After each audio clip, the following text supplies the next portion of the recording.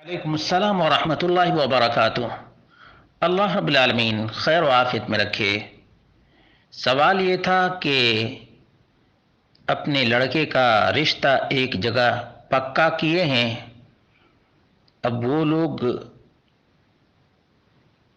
صاحب حیثیت ہیں، کہہ رہے ہیں کہ اتنا دور شادی کر رہے ہیں تو اپنی بچی کو تو کچھ دیں گے ہی، جبکہ آپ نے منع کیا ہے، اس کے باوجود وہ لوگ دے رہے ہیں، تو کیا بطور وراثت کے لے سکتے ہیں؟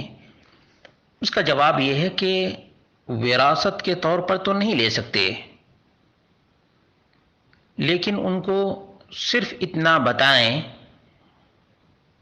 کہ ہم آپ کی قدر کرتے ہیں، لیکن ہمارے لیے آئیڈیل محمد رسول اللہ صلی اللہ علیہ وسلم ہیں۔ نبی مکرم صلی اللہ علیہ وسلم نے یہ کام نہیں کیا ہے، اس لیے آپ بھی نہ کیجیے، آپ بھی نہ کیجیے۔ اور اگر اس کے باوجود بھی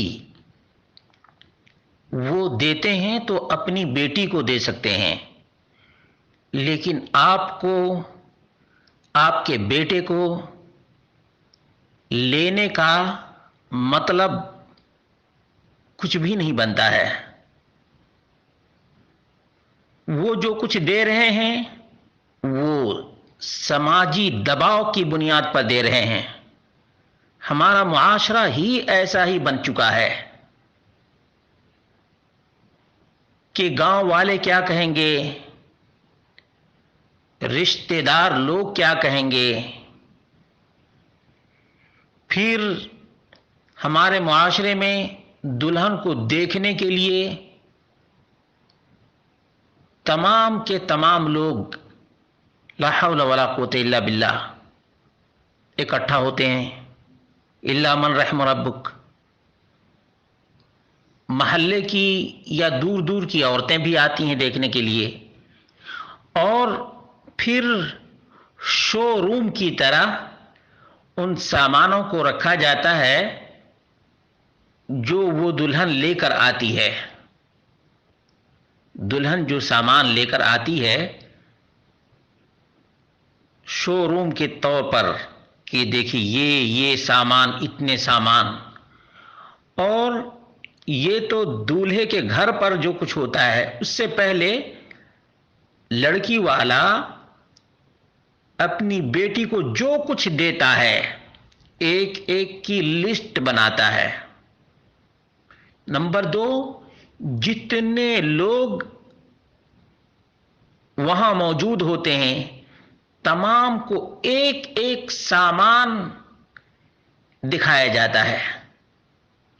یہ ریاکاری ہے، فضول خرچی ہے، اسراف ہے، تبذیر ہے، اور غیر مسلموں کی مشابہت ہے۔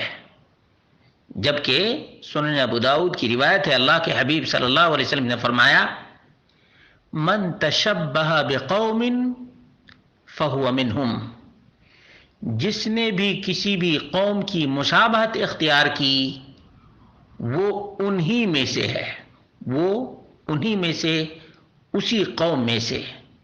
اب کون پسند کرے گا کہ وہ غیر مسلموں میں سے اس کلچر کو اپنا کر ان کا ایک ایڈورٹائزر بن جائے؟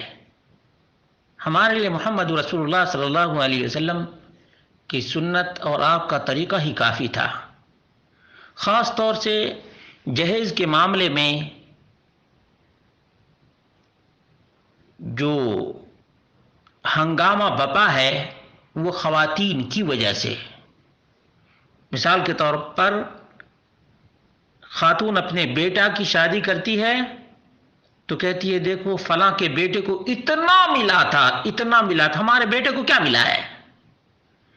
فلاں کی بہو اتنا سامان لے کر آئی کہ گھر تنگ پڑ گیا۔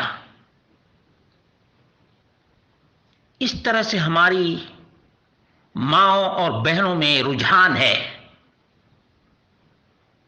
اگر ہماری خواتین میں دینداری آ جائے، اللہ رب العالمین کا ڈر پیدا ہو جائے، اسلامی تعلیمات کی سمجھ پیدا ہو جائے، تو یقیناً یہ نوبت نہیں آئے گی۔ اللہ تبارک و تعالیٰ آپ کو جزائے خیر عطا فرمائے کہ آج جب ہر ایک منہ کھولے ہوا ہے جہیز لینے کے لیے، آپ نے ایک غیرت کا ثبوت دیا ہے کہ آپ نے پہلے ہی کہہ دیا کہ ہمیں جہیز نہیں چاہیے، ہمیں کچھ بھی نہیں چاہیے۔ اللہ تبارک و تعالیٰ آپ کے جیسے دیگر لوگوں کو بھی سمجھ بوجھ عطا فرمائے تاکہ ہمارے معاشرے سے اس وبا کو ختم کرنے میں مدد مل سکے۔ یہ بہت بڑا المیہ ہے۔ مان لیجئے کہ آپ جن کے ہاں رشتہ داری کر رہے ہیں وہ لوگ پیسے والے ہیں، کھاتے پیتے ہیں، ان لوگوں کا کیا حال ہوگا جن لوگوں کے پاس پیسے نہیں ہیں؟ زمین ہے تو زمین بیچ کر آخر جہیز فراہم کرتے ہیں، اور زمین نہیں ہے تو جس گھر میں رہتے ہیں اسی گھر کو گروی رکھتے ہیں۔ ہمارے سماج کا یہ وہ چہرہ ہے جو بہت کم نظر آتا ہے، لیکن یہ چہرہ بہت ہی بھیانک ہے، بہت ہی بھیانک ہے۔ آج جو پڑھی لکھی لڑکیاں 30 سال 35 سال کی ہو گئی ہیں، ان کی شادیاں نہیں ہو رہی ہیں، ان میں دیگر وجوہات تو ہیں ہی، ساتھ ہی ساتھ ایک بڑا ریزن اور ایک بڑا سبب یہ جہیز بھی ہے جو ایک لعنت کی شکل اختیار کر چکی ہے۔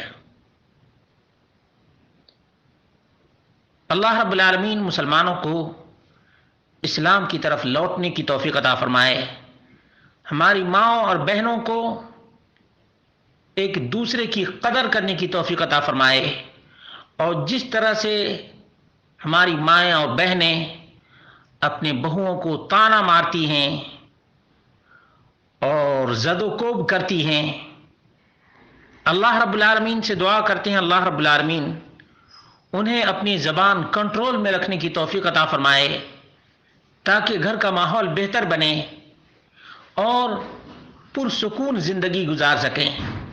ویسے تو ہونا یہ چاہیے کہ آسان اور کم خرچ میں شادی ہو تاکہ زیادہ سے زیادہ برکت اور اطمینان قلب اور سکون قلبی نصیب ہو۔